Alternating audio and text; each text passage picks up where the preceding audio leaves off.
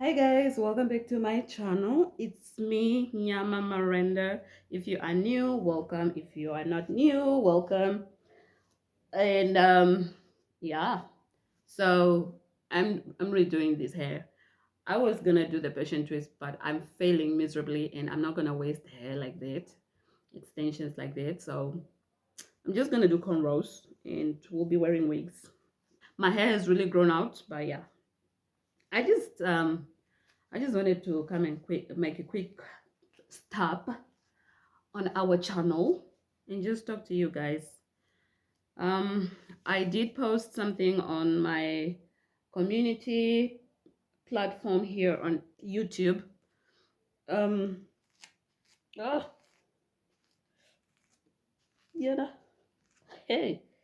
So I just wanted to address that real quick. I'm not gonna like dive completely into um everything, like give you everything my hair is shedding, but it has really grown. So I say that I've been battling depression and anxiety, um, and my childhood trauma has also been playing a role. So I don't feel comfortable yet, fully comfortable talking about my childhood trauma, but I will touch on it and soon. So basically, yes, I have been battling depression and anxiety, and it has been for the longest run now. I don't know, should I start from the middle? And it has really been messing with me a lot. So I recently found out that I have ADHD as well, and you can just imagine. So I'm not even gonna try to go into what ADHD is. But yeah, just know that I cannot focus on one thing. Um, so yeah, I'm just gonna do cornrows so that I can wear wigs. Although I'm tired of wearing wigs, but it's the best that I can do for now. I'll have to wait for my sister to come and do my hair. And I hope I'm loud enough. I wanted to use my microphone for my earsets, but I'm moving around a lot, so I don't want there to be any noise rubbing against it. Um, but yeah, so I, how did my, where has my depression started? Where did it start? I feel like my depression started when I was in primary, although I didn't have full knowledge of what I was really going through. Um, Yo, there are some things I just want to say, but I can't say now because some of the things that I want to say, I have not fully discussed it with my family yet. So I'll have to talk to my family and then I can put it out there. I'm not, it's not that I'm looking for validation from them for me to put it on here. It's just that they have not heard of, they don't have knowledge of it. So yeah, and I'm guessing after this video goes out they'll probably be pressing me on it. So yeah, so I think my depression started when I was in primary, mainly in the 5th grade. I started getting bullied in the 4th grade when I was schooling in Windhoek, at Tobias Hainyeko. That is the primary school that I went to, and that was like in the 4th grade. I was in the 4th grade. I was being bullied. The very first person that bullied me was this girl. um she's my tribe. I'll just say she's my tribe. She's my tribe. She bullied me on the very first day, and I really didn't like her until I left school. Until I left that school, I didn't like her, and then I moved back to Rundu, and I was at Rudolph Ngondo Primary School. So when I was there, I was being bullied in the 5th grade by one of these guys that's from my location. He still lives in my location though. He bullied me a lot. He would normally when we go for um, PE, like physical education, he would, because I was a good runner in primary, I was a good athlete. He would take my shoes and hide it. So I would always end up going home crying. Sometimes he would just wait for me after school with his friends just to bully me. They would literally take my stuff and just throw it away. And I don't understand why. Honestly, with all honesty, I till to date I don't understand why I was being bullied. I guess that was the weakest link, because the thing about me is I don't know violence. I don't fight. I'm a softie. I cry fast, and even when I'm so angry, I would cry instead of speaking or saying what's on my mind or in my heart. I would just cry.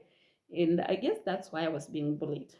And that really took a toll on me, that I didn't even tell my parents that I was being bullied. Um, it went on until high school, 11th grade, and I was just being bullied. And it really, it kind of like made me depressed, because then I didn't feel worthy of having friends. People looked down on me. I don't know why. And it really broke me. It broke me. And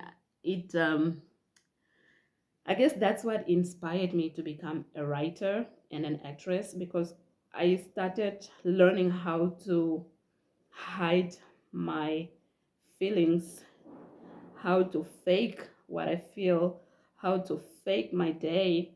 I would literally be crying 1 minute, and then the next minute I'm all laughing and all that. In some cases, people, you would think that maybe I have some kind of disorder, but I don't. So yeah, and that really gave me a lot of depression. So when I failed my 10th grade, I was like so depressed. So depressed, because I felt I've let my family down, all this and all that. And with some childhood trauma that I was going through growing up, things just became worse for me. At some point in the 10th grade, I came to join one of the girl bands, and we're doing music, and I loved it. And going through it, I learned how to drink alcohol at the age of 15. That's when I learned how to drink alcohol. I was introduced by one of a family member at the village. I'm not someone who goes out. That night we had gone out. My cousins wanted to go clubbing, and I've never gone clubbing before.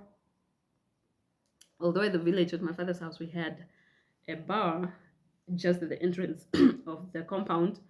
Um, I was like, I never even dared to even think of drinking. But this night we went out, and then we ended up drinking. And then also at some point while I was in high school, um, I started smoking.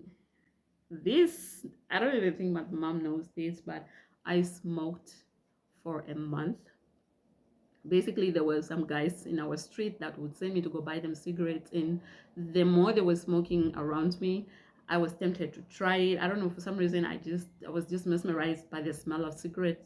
And so it's like every time now, when I would like go buy, because the house where we would buy the cigarettes, there were ice and sweets and stuff like that. So every time I would buy a cigarette, they'll ask me like, the lady will ask me like, who sent you? So I'll name one of the people that normally sent me. Um, so yeah, so when I started buying it for myself, I would buy with a gum. I was some sneaky person, wasn't I? I was, and that's dangerous. That's dangerous. So I started smoking. Um, I would like go around the house during the day, and I don't know how come the neighbors never noticed or saw me smoking, because it was like during the day. I didn't even know how to hide properly that I'm going to smoke. But I had my own match and stuff like that. So I'd go and smoke. And after smoking, I would eat a gum. And I only did that for a month. Um, and when I did that for a month, I guess that's when I transitioned from being a normal girl to be a tomboy. a tomboy, because I felt like if I were to be a tomboy, maybe people would stop bullying me. I was acting a little bit tough in school. I was just wearing pants and I felt more comfortable and I felt more like I belonged, you know. Um, yeah, and I remember people would be like, "Oh my gosh, Julia, you're so beautiful. Only if you could like wear skirts and just take good care of yourself," like, well, you don't know what I'm going through, you know. But then I dived more into drinking after I failed my 10th grade to hide the depression that I had. And it was really so much. Now my depression became worse after I became a mom. I went through a lot when I was pregnant with my first and second child. With my second child was the most of it. I almost had a miscarriage, and I was at the verge of losing myself. Um, and I like recently lost my job. I was working for 4-H Namibia.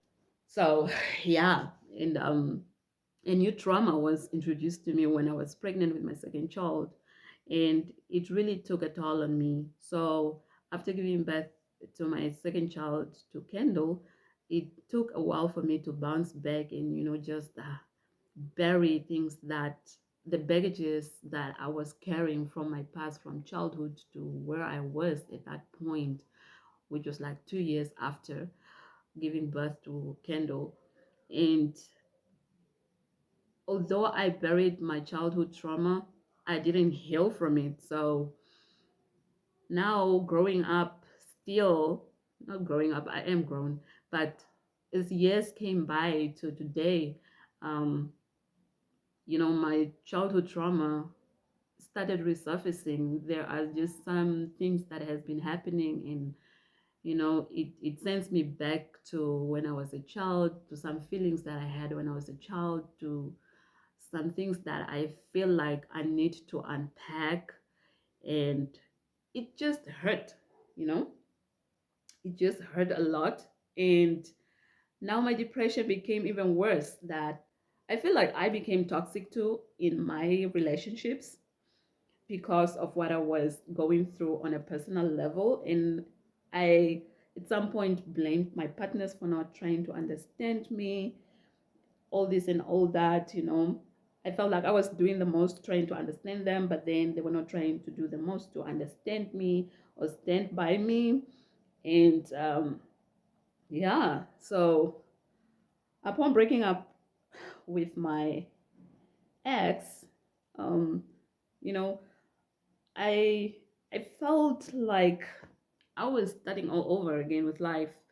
I decided to start all over, and my life just became quiet, you know, quiet. I lost my jobs. I lost everything. I lost um, a person I thought that was gonna be my life partner for some reason.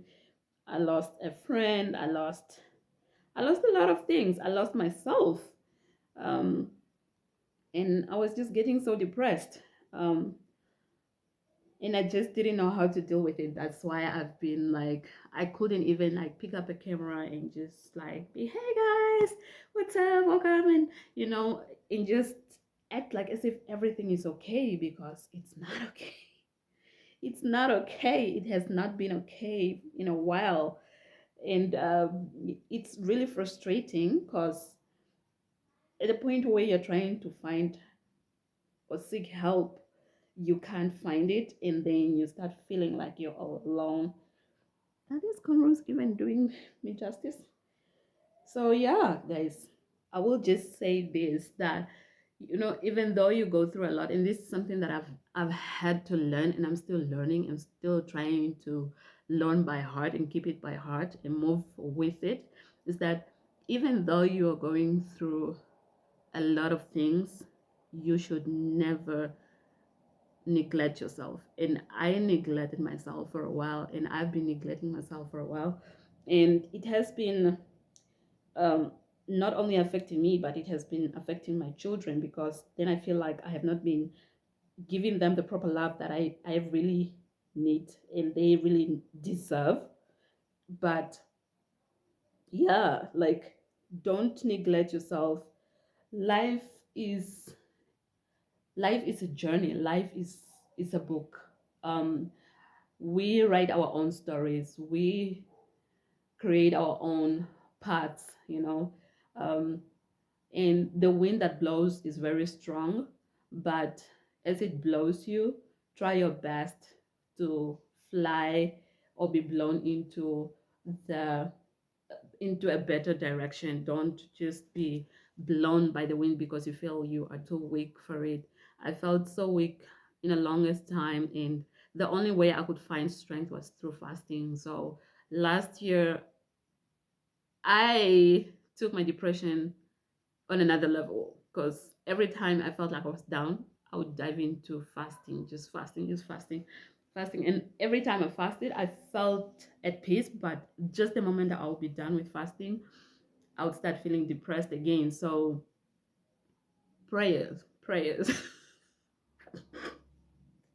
sorrow, sorrow prayers.